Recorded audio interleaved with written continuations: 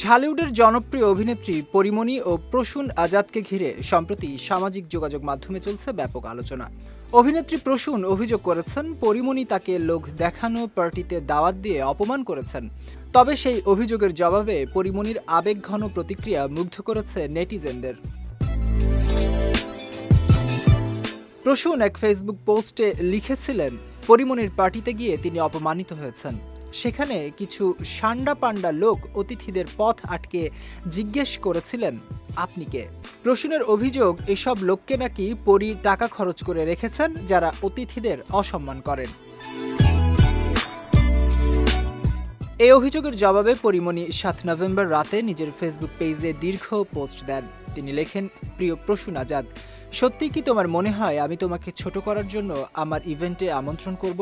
কখনোই না বোন, আমি তোমাকে পছন্দ করি, তোমার মানবিক দিক আমাকে অনুপ্রাণিত করে। পরে আরো বলেন, আমার ইভেন্টে যারা ছিলেন তারা প্রতিষ্ঠানটির ম্যানেজমেন্ট টিমের সদস্য।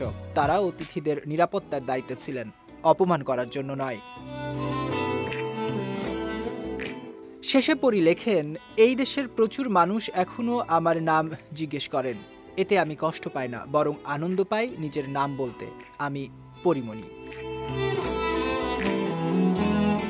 তার এই জবাব সামাজিক মাধ্যমে ছড়িয়ে পড়েছে মুহূর্তেই।